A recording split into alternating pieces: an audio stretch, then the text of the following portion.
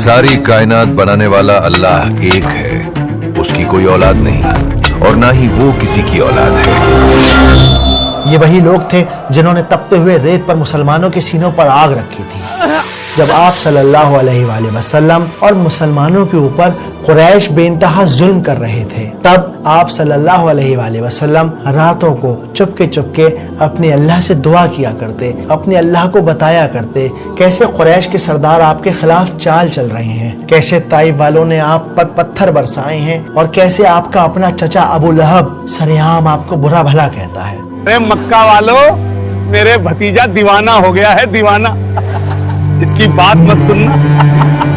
और तब अल्लाह सुब्हानहू व तआला ने आप सल्लल्लाहु अलैहि वसल्लम को कंसोल करने के लिए, तसल्ली देने के लिए सूरह नस्र को नाजिल किया और आपको बताया, आपको यकीन दिलाया कि आप फिक्र नहीं कीजिए या मोहम्मद सल्लल्लाहु अलैहि वसल्लम, जीत आपकी ही होगी और एक दिन आप अपनी आंखों से विटनेस करेंगे दीन में लोगों को दाखिल होते हुए। या रसूल अल्लाह, हम अब्दुल कैस कबीले के लोग हैं और हमारा कबीला इस्लाम के साये में आना चाहता है। हम नजरान के ईसाई हैं और आपका दीन कबूल करना चाहते हैं। अल्लाह सुब्हानहू व तआला ने ये क्यों कहा कि दीन में दाखिल हो रहे होंगे?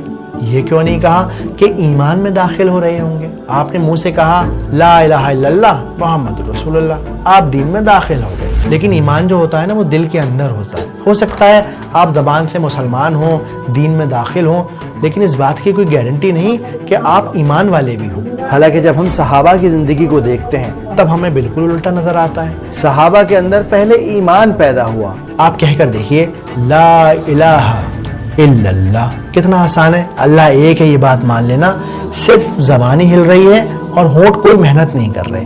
अब आप कहिए मोहम्मदुन रसूलुल्लाह। अब जब आप ये कहते हैं मोहम्मद रसूलुल्लाह तो ज़बान भी ज़रा मेहनत कर रही है, ज़रा होठ भी घूम रहे हैं, थोड़ा एफर्ट भी लगाना पड़ रहा है।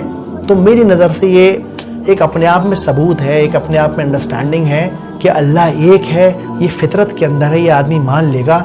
लेकिन रसूल अल्लाह के रास्ते पर चलना आसान काम नहीं है।